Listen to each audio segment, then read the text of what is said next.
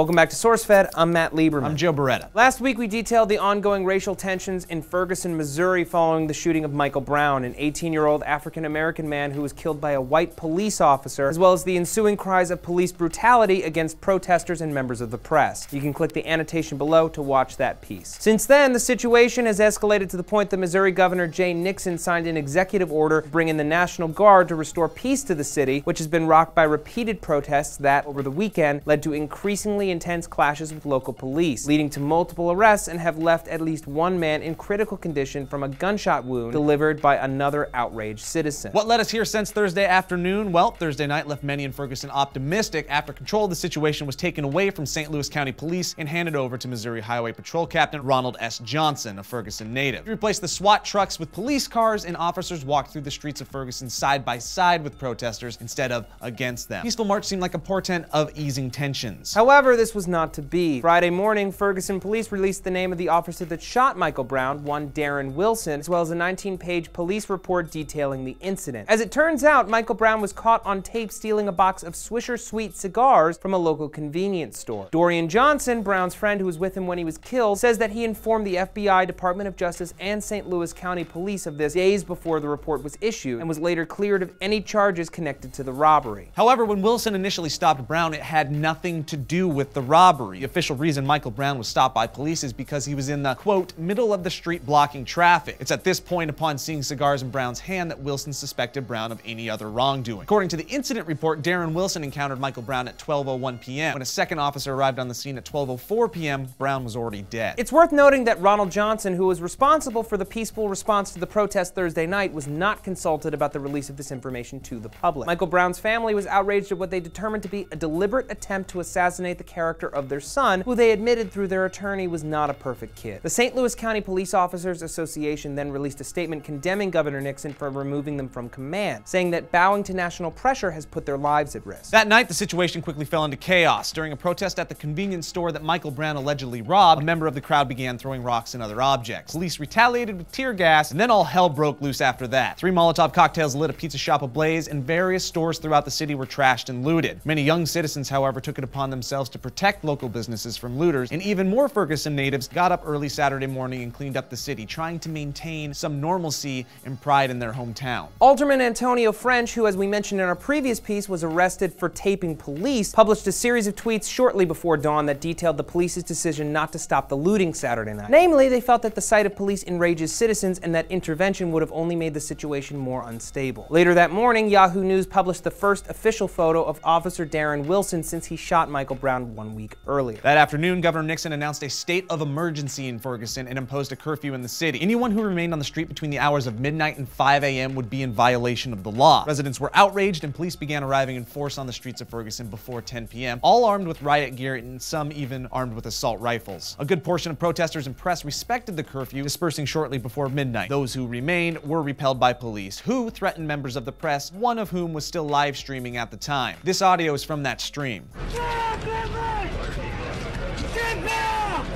up? Get the f out of here! You keep that light up, or you're getting shot with this! The light's off! Get that off! Leave it on! Get the fuck out of here!